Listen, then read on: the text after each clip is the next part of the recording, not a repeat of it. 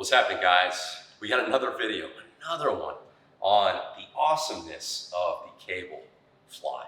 In this case, it's kind of a flat fly. Now, maybe you are somebody that says, man, I want a freaking hard set. I want to get a massive pump in my chest. Maybe I want a finisher. For those of you guys that are really into it, maybe you want something that is more metabolic than it is hypertrophy, meat and potatoes, fundamental style training. Something that is not quite maximally loaded, but more so sub-maximally loaded. Well, I have your remedy, I have your recipe. The beautiful thing about the cables is the versatility of what happens when you are going away and toward, behind, and so on and so forth. As you change your location or your proximity to the cables, you're changing where they are overloaded, the hardest part of that range of motion. So essentially, from just a very easy rule of thumb, from a generic standpoint, wherever that cable is making a 90-degree angle with my wrist, it's applying the most torque from a sciencey standpoint or potential resistance in my pecs. So I'm going to need my most force production, my most output in that range of motion.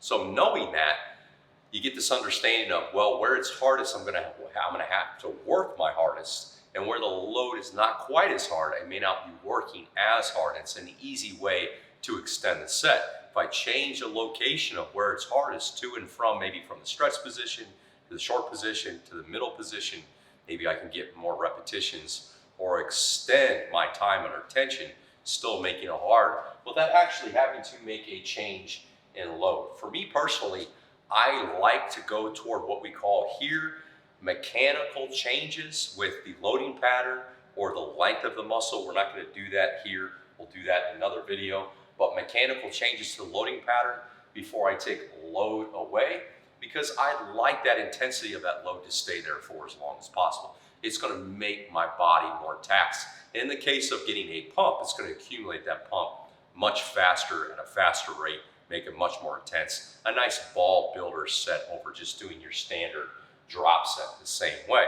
Also, it gets you stronger in different parts of that range of motion, rather than just one single part. If you do this fly the same way over and over and over, it's like doing the same, it's like riding a bicycle in the same gear over and over. Eventually that gear is going to get worn down. If you get good in all the gears, right, you're going to get better as an overall cyclist in this case. Maybe a crappy example, but hopefully you get what I'm saying here. Now, I'm going to give you a set. There's 3 different variations of this. First, we're going to make the completely contracted position of the pecs the hardest part. Second, we're going to make the completely lengthened position, stretch position for the pecs, the hardest part. And third, we're going to make the middle range, not fully stretched, not fully shortened, more in the middle.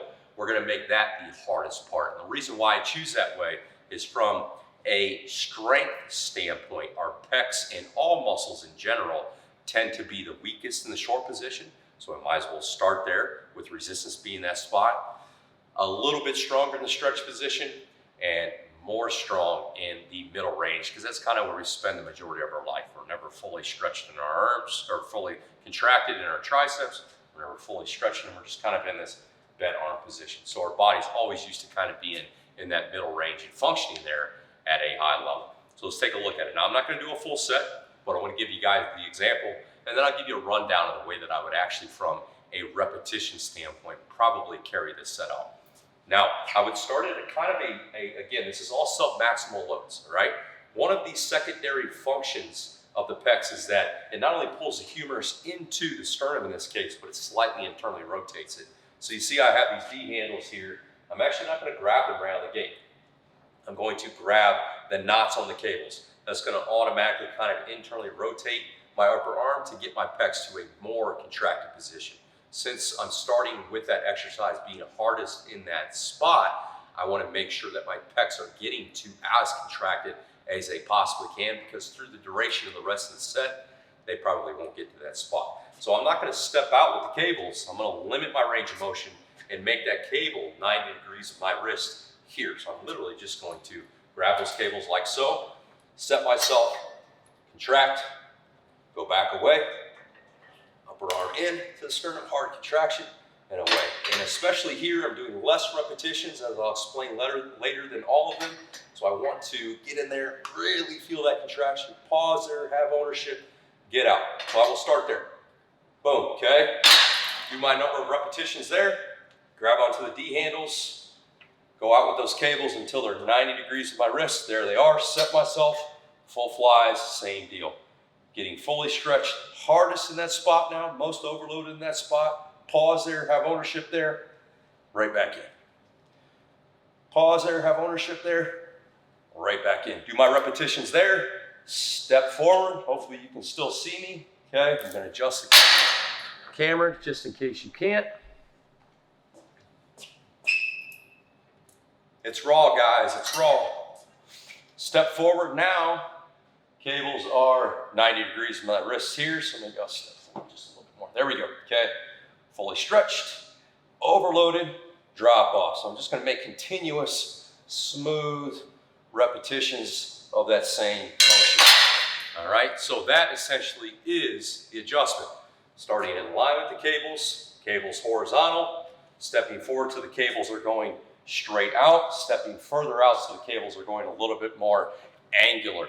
And that essentially is making different loading patterns so I can effectively continue to extend the set. As my pecs fatigue in a certain range of motion, I change the loading pattern. The way that I like to do it is I make these two first variations a pre-exhaust to the final rep out at the end. So I usually like to do these sets where I do 8 to 10 repetitions in that horizontal fly, okay, that overloaded short position with a 1 to 2 second contraction there. Then I will step forward, I work that overloaded lengthen position, I pause in that stretch position for 1 to 2 seconds, and I do 8 to 10 more repetitions. So we have now a total of possibly 20 reps. By that time, your pecs should be screaming at you a little bit. Then you're stepping forward, working that overload in the strongest part of the pecs. You're just looking for continuous, non-stop, finessed and smooth repetitions. No momentum, no bounding, no bouncing, no heaving back and forth with our torso. You have to make sure everything still stays in the pecs, and we're going until we can't.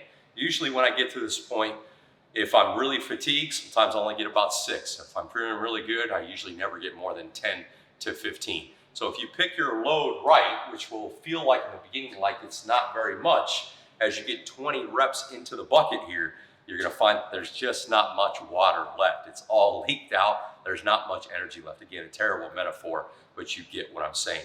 1 to 2 sets of that should do it at the end of your workout. I wouldn't suggest it being the only thing that you do for your pecs, but if you are cramped on time, it's enough stimulus and it's enough effective stimulus in miles to make you feel like, hey, I actually did work on my pecs. Ultimately, if you don't feel like this variation here or this sequence has challenged you, I would revert back to some of the previous videos, look at my why, look at my execution, look at my alignment of my cable path relative to the function of the working muscle, and then try it again. Because ultimately, this is about as hard as it gets for an extended set on a cable fly.